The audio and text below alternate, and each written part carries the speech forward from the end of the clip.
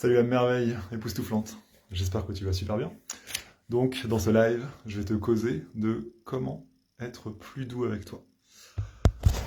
Alors si tu regardes cette vidéo, il est bien probable que ça soit pas fastoche pour toi, d'amener de la douceur dans ton rapport à toi. Que voilà, tu sens il y a de l'exigence envers toi, coucou Mélinda, que peut y avoir de la fatigue en fait, à force de encore et encore te demander tellement et avoir tellement de mal à être délicat, être en douceur avec toi, qu'il y a de la fatigue qui s'installe, de l'épuisement, un truc qui te dit c'est jamais assez, ah, sentir comme de l'injustice dans ton rapport à toi-même, et que ça te pèse, de voir que des fois tu fais tout bien par rapport à ce que tu avais fixé comme objectif, et que même quand tu fais ça, il y a quelque chose qui n'est pas en paix, et qui n'est pas tranquille de t'offrir de la douceur. Et que juste tu sens que ça vide tes batteries, que ça t'épuise. Voilà, que la permission à se détendre, elle est comme si dure à obtenir. Voilà. Dans cette vidéo, je vais te donner les clés pour te soutenir à ça et t'aider à amener davantage de douceur avec toi. Coucou Aude.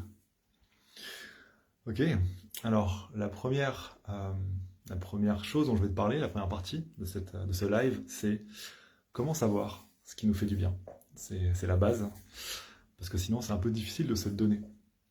Alors, le premier truc à savoir, c'est que ton mental est un excellent serviteur, mais c'est un bien piètre maître.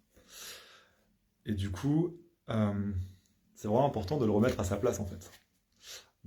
Avec plaisir, Aude. De le remettre à sa place d'outils parmi les outils que tu as. Et le mental, c'est un des outils que tu as. Et il est incompétent à plein d'endroits. À l'endroit de savoir ce qui te donne de la joie, à l'endroit de savoir qu'est-ce que tu as besoin là maintenant, à l'endroit de savoir comment te détendre. Ton mental n'est pas le bon outil. Il est super bien ton mental pour faire plein de trucs, pour faire une liste de courses, pour mesurer la surface au sol de ton appartement. Super le mental. Là oui, il y a d'autres endroits, il est incompétent, et c'est vraiment important de le savoir et de le marteler. Il y a des endroits où ta tête n'est pas le bon outil. Et par exemple, savoir ce qui peut te faire du bien, ce qui peut t'apporter de la douceur, c'est pas ton mental qui peut savoir ça. Ce qui peut t'aider à savoir ça, c'est d'autres voyants sur ton tableau de bord, d'autres indicateurs que tu possèdes. Et par exemple, tu as ton corps, tes sensations corporelles. Quand tu imagines que là, tu vas te faire un break, par exemple, ou que tu te sens tendu et tu te dis « Ah, qu'est-ce qui me ferait du bien ?» Quand tu es en train d'imaginer que « Ah, tiens, je vais me faire un tour de pâté de maison », est-ce que quand tu imagines ça, ton corps, il fait « Ah, ouais », il se détend. Si jamais c'est le cas... Pardon pour ça, je vais mettre en mode avion tout de suite. Ok. Tac. Ok.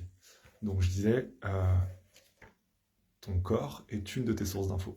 Et par exemple, si tu imagines qu'est-ce qui pourrait me faire du bien maintenant, comme aller se promener, ouais, si ton corps tout d'un coup il se détend, là tu as de l'info qui te vient de ton corps, de tes sensations corporelles. Un autre endroit, c'est ton cœur. Et ton cœur, pour moi, c'est tes émotions. Et donc, ok, maintenant, pour le reste de ta journée, qu'est-ce que tu pourrais bien faire? Ah tiens, il y a telle option, elle te donne de la joie. Et il y a telle option, ça t'amène de la tristesse, de la peur. Ok, là aussi tu as de l'info. Tu peux vraiment écouter tes émotions comme une boussole pour trouver ce qui peut être doux pour toi et accepter de lâcher ta tête en fait à cet endroit-là, d'écouter aussi tes émotions. Le dernier endroit pour moi qui est un autre de tes indicateurs, c'est ton âme. Et ton âme, c'est à l'endroit de ton intuition. Coucou Valérie. À l'endroit de ton intuition. Et donc, pour moi, comment on fait la différence entre les pensées et entre l'intuition? Pour moi, les pensées, c'est un espace où ça cause beaucoup, c'est très bavard, ça galope dans tous les sens, ça se questionne, c'est pas sûr de soi, ça tourne en boucle. Est-ce que c'est ça? Est-ce que c'est ça? Peut-être que c'est ça, j'ai peur que ce soit ça. Là, tu es dans l'espace de tes pensées. Et pour moi, pour moi, l'intuition, c'est un truc qui est beaucoup plus succinct que ça. C'est très tranché, très calme, ça ne se justifie pas. Ça sait. Ça te dit, c'est à gauche. Et c'est hyper tranquille. Et il y a vraiment une note, une couleur qui est différente de tes pensées. Donc tu as aussi cet endroit-là. L'endroit de ton intuition, l'endroit de ton âme qui, soudain, ça sait. Tu peux t'appuyer là-dessus. Ça demande un peu de pratique pour y voir clair à travers tes pensées, mais avec le temps, il y a vraiment une différence significative entre les deux espaces. Donc voilà, pour y voir clair dans qu'est-ce qui peut te faire du bien, remettre ton mental à sa place de serviteur et d'outil, et t'autoriser à aller voir les autres sources d'informations, notamment pour savoir ce qui t'amène de la douceur en fait. Voilà. Un deuxième point pour y voir clair dans ce qui te fait du bien, c'est te rappeler que toi aussi, tu es un mammifère, comme moi. Et donc, quand tes besoins fondamentaux ne sont pas rencontrés, ne sont pas nourris, comme est-ce que j'ai faim? Est-ce que je suis fatigué? Est-ce que j'ai besoin de liens sociaux? Est-ce que j'ai besoin de voir des gens en fait? Parce que je me sens seul et que si ça c'est pas nourri, la qualité de tes pensées, la qualité de ton état intérieur va être vachement impactée et ça va être vachement plus dur de trouver ce qui t'amène de la douceur, de trouver ce qui est bon pour toi si tes besoins fondamentaux ne sont pas nourris. Donc déjà, tu peux vraiment aller faire un tour de ce côté-là. Et voilà, si tu te sens grognon, si tu sens que c'est pas facile d'être doux avec toi, c'est bien possible que ce soit... Enfin, je t'invite d'abord à aller regarder de ce côté-là, en fait, du côté de tes besoins primaires, de mammifère que tu es, comme moi. Et, euh, et souvent, quoi, souvent je vois tout en noir, ça va pas et tout, en fait, je suis juste fatigué. Je me fais une bonne sieste et après, ça va vachement mieux. Donc, voilà, pour t'aider à y voir clair sur comment t'amener de la douceur, je t'invite à aller voir de ce côté-là aussi. Le troisième point que je veux t'amener sur comment savoir ce qui te fait du bien, c'est faire reset, sortir la tête du guidon. Parce que là aussi, quand je suis dans une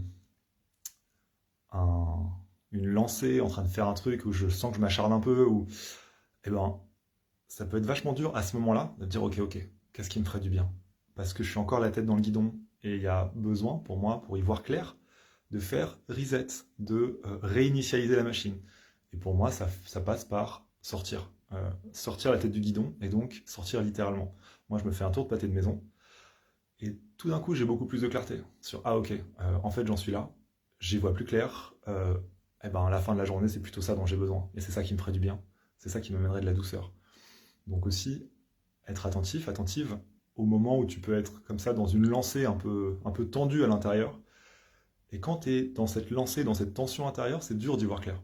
Donc là, faire reset, aller faire un tour de pâté de maison, ça peut être aussi se lever, faire un peu de shaking, voilà. Moi, je sens qu'il y a du précieux dans changer d'espace. Donc vraiment, aller faire un tour de pâté de maison. Coucou Noémie. C'est partie des choses, moi, qui me font vachement bien. Ça prend 5 minutes, 10 minutes. Et après, j'y vois beaucoup plus clair sur qu'est-ce qui me ferait du bien. Voilà. Respirer aussi, bien sûr. Et encore une fois, je vois le précieux de changer d'espace. Parce que respirer, ça peut se faire sans bouger. Et vraiment, voilà, sortir la tête du guidon, pour moi, c'est aussi spatialement se déplacer, quoi. Voilà pour moi les trois sous-parties de cette première partie qui est comment savoir ce qui te fait du bien. Comment savoir t'apporter de la douceur avec qu'est-ce qui est doux pour moi en fait. Voilà. Mais oui, clairement Noémie, je valide, je suis d'accord avec toi, moi aussi. Un petit tour dehors, tout d'un coup, ça remet en perspective, quoi, très fort. Et oui, carrément Valérie, utiliser son corps, bien sûr. C'est ce que je disais avant sur les différents cadrans qu'on possède. Il y a notre mental, mais on en a d'autres, quoi, et notamment le corps, évidemment. Voilà. Alors, deuxième partie, pourquoi ça coince? Quels sont les freins? Alors, la première chose que je vais t'inviter à faire dans cette deuxième partie, c'est faire un peu un état des lieux de tes croyances sur la douceur. Parce que si, en fonction de ça, évidemment, ça a beaucoup d'impact sur ta capacité à être doux avec toi, en fonction des croyances que tu as sur la douceur. Donc, est-ce que tu as une croyance que la douceur est un frein à la croissance, est un frein à l'accomplissement? Point d'interrogation. Et invitation à être honnête à l'intérieur. On est tous multiples, on a tous différentes parties. Est-ce qu'il y a des parties de toi qui très fort se disent la douceur c'est dangereux, la douceur ça entrave l'accomplissement? Et juste d'aller à la rencontre en fait, d'aller faire un tour du propriétaire des croyances autour de la douceur. Donc, ouais, je t'invite vraiment à faire cette rencontre avec tes croyances en prenant un papier, un crayon. Si tu es en replay, tu peux mettre pause et peut-être le faire maintenant. Si tu es en live, je t'invite à le faire plus tard. Mais ouais, de vraiment papier, crayon et dire Si je m'invite, si je m'offre beaucoup de douceur, le risque c'est, et voir ce qui sort. Et aller à la rencontre de ça, avec curiosité et bienveillance, et laisser les parties de toi s'exprimer. Que tu puisses entrer en communication et en dialogue avec. Mais ça commence par les rencontrer, quoi.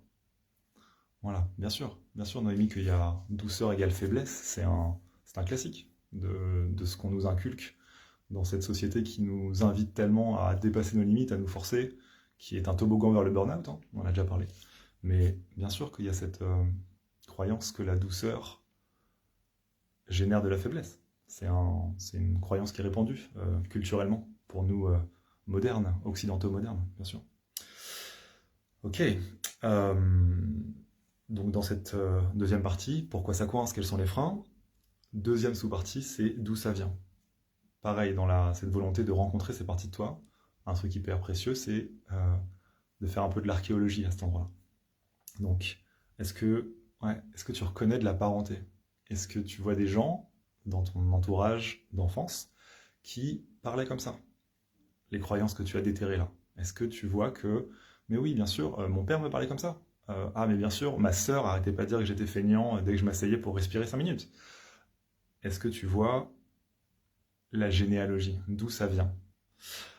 Et une fois que tu fais ça, que tu as repéré, ah mais oui d'accord, en fait je me rends compte que cette partie de moi, elle a vraiment absorbé le discours de mon oncle Jeannot. Et une fois que tu as fait ça, est-ce que tu peux te demander si ces personnes-là te semblaient être des personnes heureuses? Est-ce que tu avais l'impression que ces gens-là avaient une belle formule, une belle recette d'une vie heureuse? Juste pour être en conscience des recettes que tu appliques et pouvoir, avec les parts de toi qui sont dans reproduire ce schéma-là, avoir davantage de ressources pour leur dire ok, je vois que tu fonctionnes comme ça, et moi, mon expérience, c'est que les gens qui fonctionnaient comme ça, elles n'avaient pas l'air très heureuses, probablement. Mais en tout cas, faire ce travail de généalogie et d'affiliation pour voir d'où ça vient, et du coup avoir plus de ressources pour pouvoir être en communication avec. Troisième partie, dans cette deuxième partie des freins, et qu'est-ce qui coince? La troisième sous-partie, c'est un autre travail d'exploration que je te propose de faire si tu es en live un peu plus tard, et si tu es en direct peut-être maintenant, et si tu es en replay peut-être maintenant. C'est quoi le risque si rien ne change? Si ton rapport actuel à la douceur, qui peut-être n'est pas aussi satisfaisant que tu aimerais, peut-être avec ce que j'ai dit au début, avec tu sens que ça t'épuise, ou tu sens que il y a vraiment de la frustration, que voilà, si ça change pas, que ça reste comme ça, ton rapport à la douceur, qu'est-ce qui se passera dans 6 mois? Qu'est-ce qui se passera dans 1 an? Qu'est-ce qui se passera dans 5 ans? Et là, pareil, partir en exploration et te demander, ok, si ça ne bouge pas, dans 6 mois, à ton avis, ce sera comment? Dans 1 an et dans 5 ans? Et laisser jaillir ça. Avec curiosité, avec ouverture. Si ça ne change pas, qu'est-ce qui risque de se passer? Et d'être assez précis, de t'offrir je sais pas, 5-6 phrases quoi, à chaque fois, pour vraiment brosser un panorama et prendre le temps de le laisser venir à toi. Voilà, donc ça c'était la deuxième partie, pourquoi ça coince? Quels sont les freins? Et maintenant, on va basculer à la dernière partie de ce live qui s'appelle Donner au service de recevoir. Alors, la première partie de cette troisième partie, c'est la clé d'un cadeau réussi. Alors, ça peut paraître simpliste, et en même temps, c'est vraiment ça dont il s'agit. C'est aussi simple, entre guillemets, que donner ce que ça a envie de recevoir.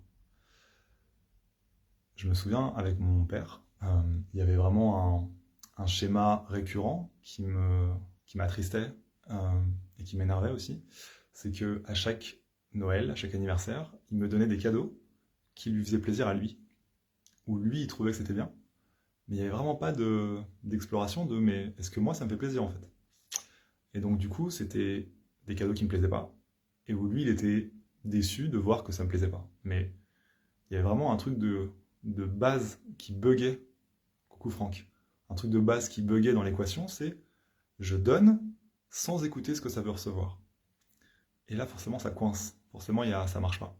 Et donc vraiment, une clé majeure, ça peut paraître évident, mais en fait, elle est hyper importante, c'est de faire confiance que ce que ça demande, si on lui donne, ça va contribuer en fait.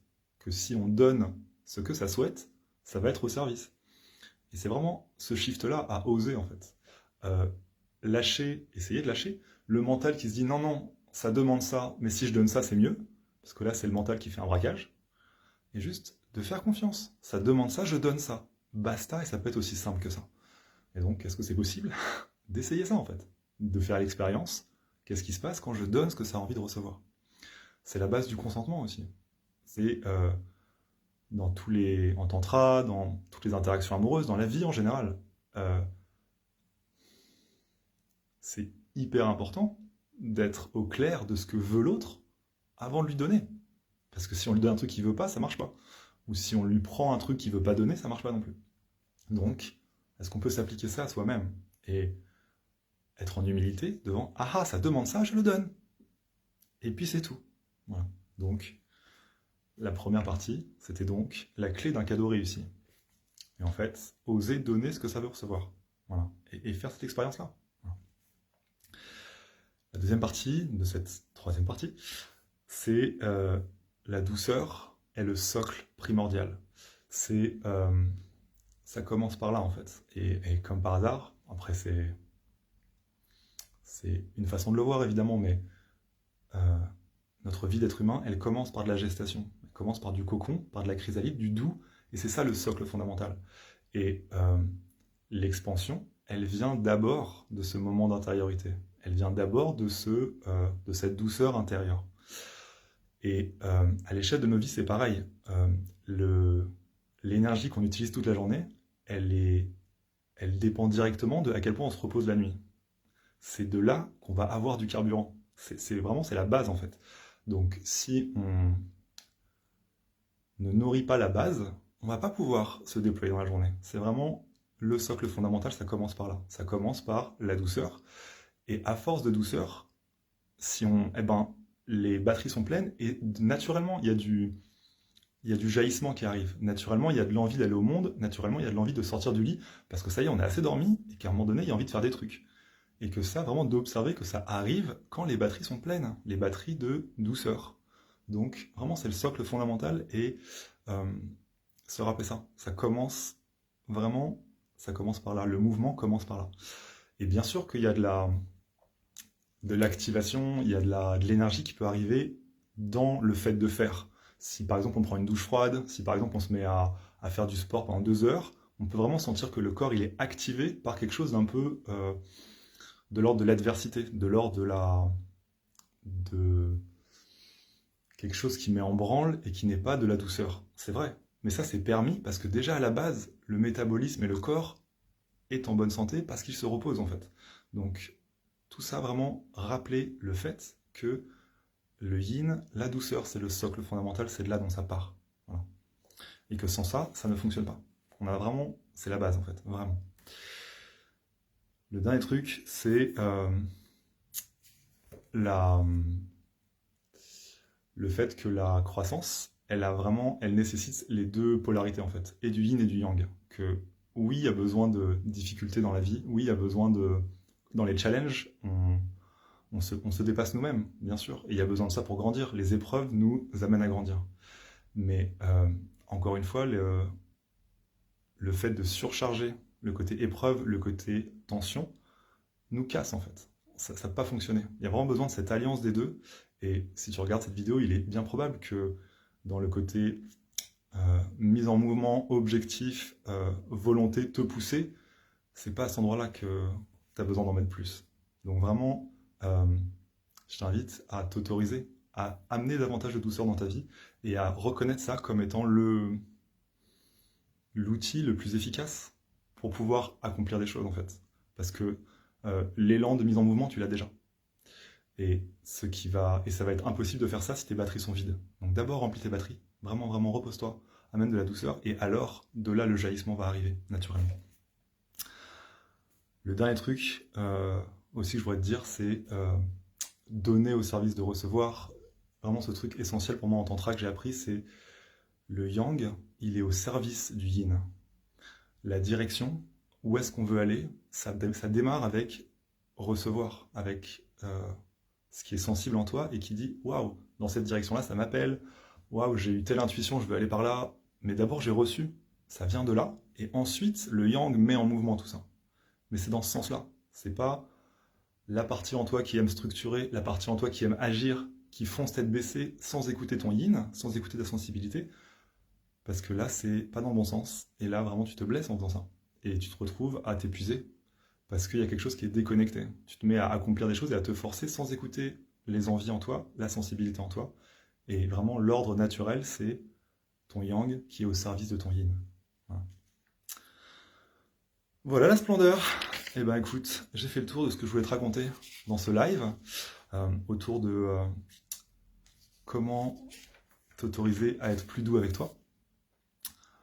Toi qui es en direct, si jamais tu as des questions, bienvenue, je me ferai une joie d'y répondre. Je vais prendre le temps de respirer un peu et il y a de la place pour ça.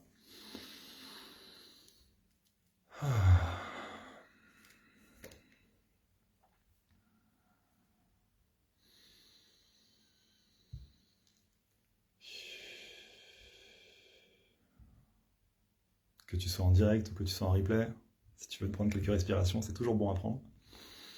C'est cadeau.